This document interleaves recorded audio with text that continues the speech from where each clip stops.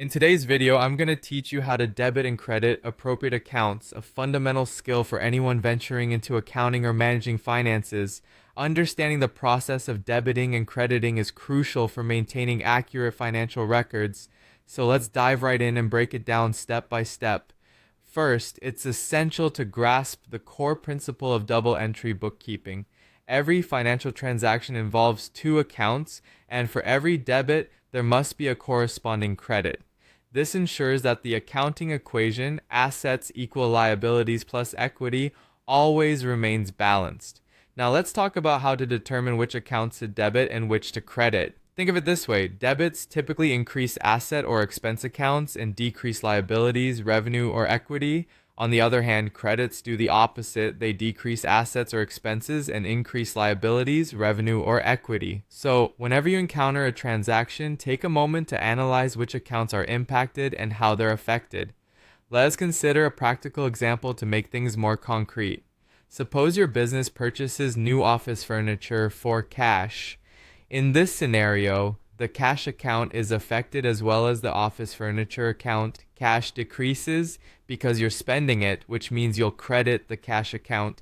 At the same time, your office furniture and asset account increases because you've acquired more assets. Thus, you will debit the office furniture account. This simple transaction ensures that both accounts are accurately updated. Another example might involve receiving payment from a client for services rendered. When you receive the payment, your cash account increases, so you debit the cash account. Simultaneously, the revenue account increases due to the income from services, so you credit the revenue account. These types of transactions are common, and once you become familiar with identifying which accounts to debit and credit, the process becomes much more intuitive. Now that you've determined which accounts are affected and in what manner, the next crucial step is recording the transaction accurately in your accounting books or software. It's vital to include details such as the date of the transaction, a brief description, along with the respective debit and credit amounts. Many businesses utilize accounting software which simplifies this process and reduces the chances of human error. However, if you're maintaining records manually, always double check your entries to ensure that the total debits equal the total credits.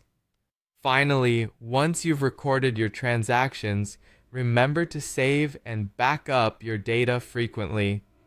Whether you're using digital software or manual ledgers, safeguarding your financial records protects your business from potential data loss and inconsistencies. So there you have it. By following these steps with careful attention to detail, you'll be adept at debiting and crediting accounts, which will keep your financial records both accurate and reliable.